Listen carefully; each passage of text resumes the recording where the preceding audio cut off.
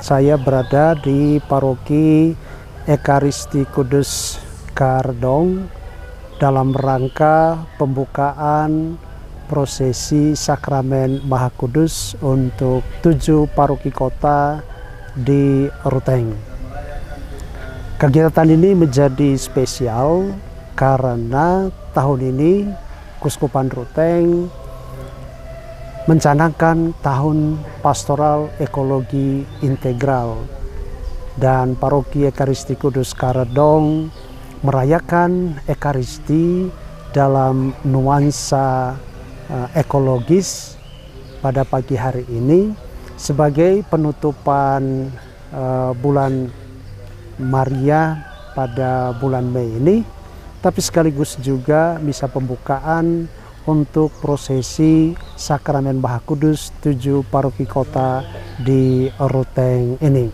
Kita akan melaksanakan perarakan Sakramen Maha Kudus yang diawali dengan misa pagi di Gua Maria, persis di samping gereja ini, dengan nuansa yang naturalistik di bawah keteduhan pohon-pohon mahoni.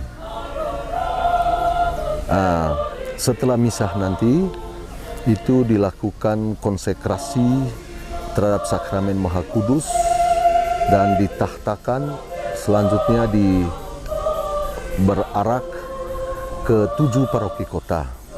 Pagi ini dimulai start dari Paroki Redong menuju Paroki Golodukal.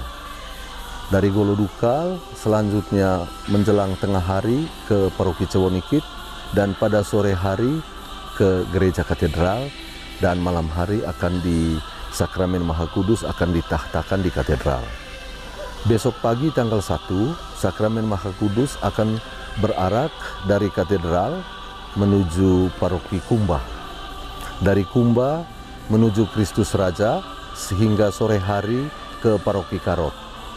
Menjelang malam itu nanti para Sakramen Maha Kudus berarak dari Paroki Karot menuju kembali ke Paroki Ekaristi Kudus Karedong dan ditahtakan malam hari.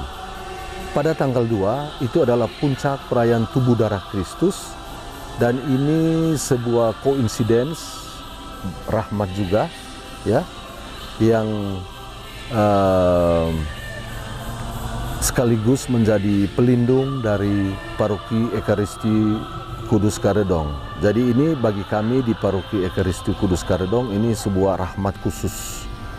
Bersamaan dengan paroki ini menjelang 75 tahun, sebuah ziarah historis 75 tahun gereja ini, dan puncak perayaan pada Juni 2025 nanti genap 75 tahun. Jadi kita masuk pada era Diamond Jubilee dari paroki ini.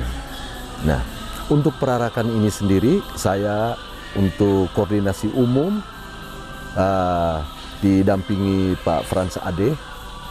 Kita berusaha berkoordinasi bagaimana membuat perarakan ini dari tahun ke tahun ada improvement, baik dari tata urutan prosesi, tata laksana, liturgi, maupun pernik-pernik ya, atribut-atribut yang berupa bendera Ekaristi, panji Ekaristi, itu yang melambangkan sebuah kebangkitan, kemenangan, dan sebuah devosional tertinggi dalam gereja Katolik, penghormatan terhadap tubuh dan darah Kristus. Urutan prosesi pada hari ini nanti, setelah misa, mobil akan ditahtakan di atas mobil, berarak menuju Paroki Golodukal seperti yang kami sampaikan. Nah, dengan tata urutan prosesi di barisan depan nanti mobil announcer, diikuti dengan forrider.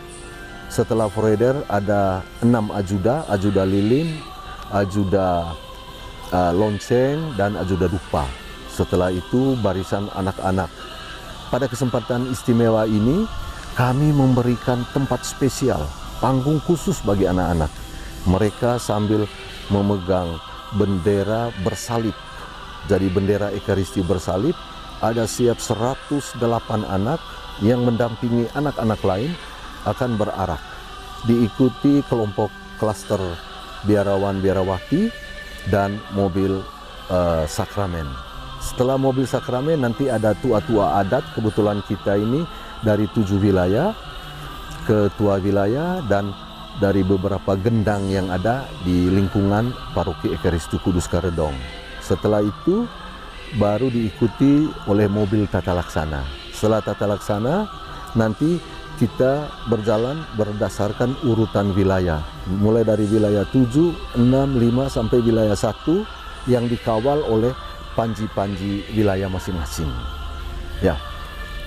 Dan diharapkan ya seluruh paroki 7 kota kita akan berarak dengan formasi yang kami usulkan ya Pak Ade ya. Jadi dengan formasi tata urutan begitu dan semua atribut ada sekitar 200-an bendera itu akan diserah terimakan di batas wilayah paroki. Tanpa seremonial adat, nanti seremonial adatnya akan dilakukan di halaman gereja di paroki penerima. Jadi semua atribut, kemudian tata laksana acara, pengangkat doa, pengangkat lagu, itu akan beralih di batas wilayah. Dan pastor yang memegang monstran beserta ajuda pendamping sakramen itu tetap berarak sampai di pintu gereja, gereja penerima. Nanti di gereja itu baru dilakukan ritual adat penerimaan sakramen berupa tuak curu, dan di dalam gerejanya ada di depan pintu gereja manukapu itu diatur sesuai dengan dinamika di masing-masing paroki. Beliau juga yang membangun kapel adorasi pertama di Keuskupan Ruteng ini. Sejak itulah beliau menginginkan supaya setiap tahun ada prosesi sakramen Maha Kudus. Bagaimana Pak Frans, harapan Pak Frans dari kegiatan ini? Ya, harapan saya tentu yang pertama bisa menarik pariwisata dari luar keuskupan kita. Yang kedua tentu membangkitkan semangat iman dari para umat paroki Keuskupan Ruteng ini.